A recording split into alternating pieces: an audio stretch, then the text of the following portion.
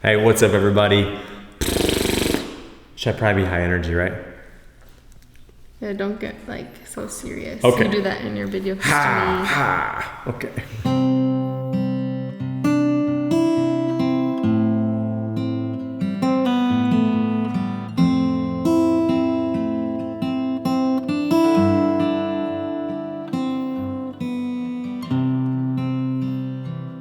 Hey, what's up, everybody? To everybody that could be here for quote unquote our big day, we're so thankful that everyone's here. We just kind of wanted to, before we get to the you may now kiss the not yet a little bit later or anything like that, we want to tell you what this day is all about.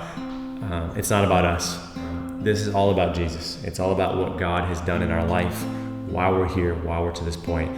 If it was not for what God has done in us, we wouldn't be here. We would not choose each other. We would not want the ministry with young people. We would not want any of that. It's really all because of Jesus. Because honestly, all of this started with youth ministry. The very thing we're doing now together is where it started.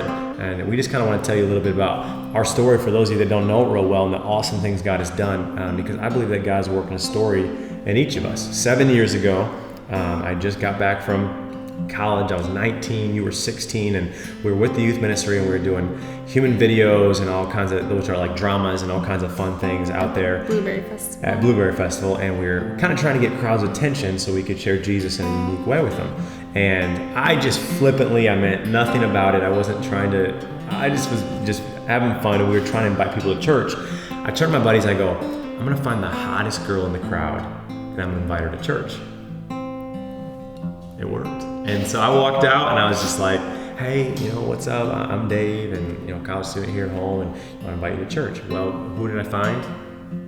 Her. She was standing out there, and I just remember seeing this blonde girl in the crowd, tall, skinny, just kind of caught my attention, just standing there. And so I walked out, invited you to church. Never thought in a million years you were going to come, but it was just kind of a cool, stupid dare with my friends. That's cool enough in itself that you can say you picked your wife legitimately out of a crowd. Who would have thought? But I never really had those feelings or those thoughts until I was 22. And this is kind of where our story really starts kicking, where it turned from just a quick invite to really the emotions and the feelings and the people call it sexual tension, whatever it is, like roller coaster of emotions. That's what she says. I say testing my feelings. Wow. But I remember 22, I came home from college and I started kind of having feelings for you. And I was trying not to flirt, but it's kind of my personality, and I was trying not to do this. And a lot of your personality. I learned it from my dad, okay? So, and I remember me and you started trying to test the emotions, and what I wanted was to be able to kiss you and hold your hand and hug on you and treat you like a girlfriend. But I didn't let him. Well, I snuck a few in there, but I didn't want to have to call you my girlfriend. That was kind of just that's how I felt. I wanted that security really bad. Yeah, and I didn't want to have to do that because I didn't want to have to call it anything, because I was going back to college. No, I just got out of college. You were going back to college. I just kind of wanted to play the field here if I wanted to, and I kind of wanted that free for all, just whatever happens sort of thing, And so finally, you sat down and you told me, what is this thing?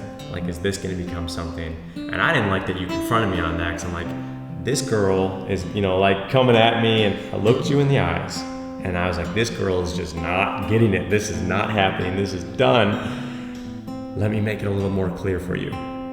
Not now, not ever will we be. Your heart's like hurting right now. Yeah, it stabbed me. It's like every time we'll talk about that, she says my heart hurts, because I literally was that. I didn't mean to be cruel, but I was like, she needs to understand. We're never gonna happen.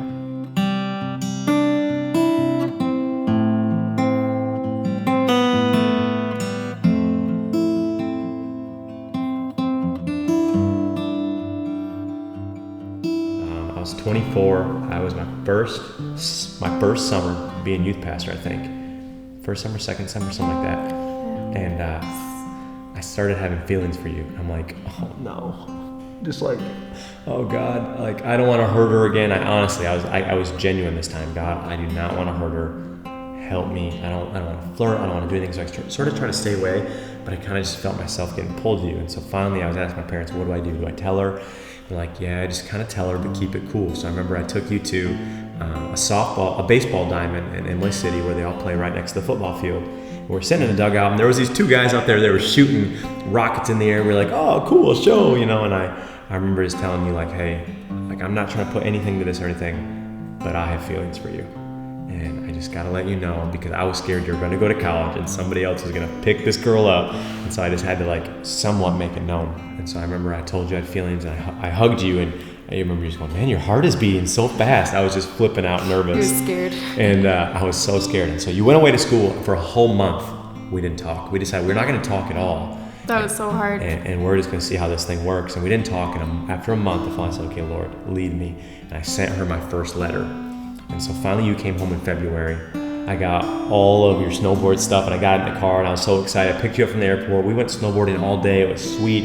And then literally something hit me, and I was just like, I don't know how I feel. I thought I did, but I don't know.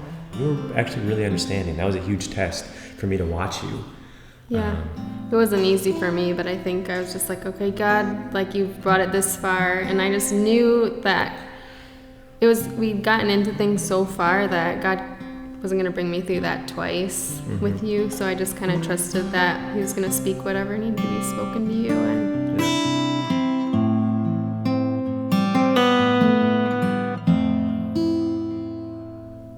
2 months later, you were getting that point of graduation. I was like, Mom, I want to go see her, but what do I do? And my mom's like, well, just show up and say you're there to pick up Luke and Tyler, and just play it off cool. I'm like, okay, cool. When I got closer to it, I was like, Mom, I can't do that. I feel like I just need to tell her I'm there for her. I'm willing to fight for her, and I want to try this for real. It was the weirdest emotion, and that was crazy, because when I was like praying, because I knew my graduation was coming up, and I think we might have talked like here or there, like maybe I'd come or maybe not, but I didn't know where you were at. So I was like, okay, God, like, if he doesn't come for my graduation and give me some clear direction and like say that he's there for me and not just play it off like he's there to pick up Luke and Tyler, like, I want to know that he's there for me, and also like say that he's gonna fight for me. And it was weird, the words like that you said too. In this for real, and then you came. I showed up. I went with Steve. I went with my brother, and I'm like praying. I'm like, God, please help me. I'm freaking out. My heart's beating. I'm like,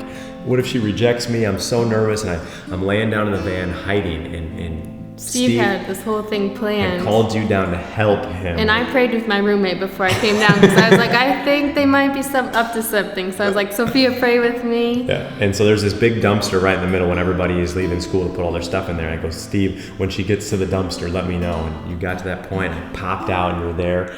We just saw each other, and we kind of ran up and embraced. And I remember I was trying to like hold your hand and stuff, and you wouldn't let me. You were keeping it cool. I'm like, okay, well, she's at least not rejecting me. And you started saying stuff like, I'm going to go to California, I'm going to do this and that. I'm like, no, I had to make plans because I didn't know where you were at. Yeah, I'm like, no, God, no. And so I tried. I remember we were all hanging out, and I ran we were all swimming. I ran. I go, Mom, Dad, I need to lock this girl down right now. I need her to ask me my girlfriend right now. They're like, Dave, just chill. I'm like, she's going to California. Just chill, and it'll all work out.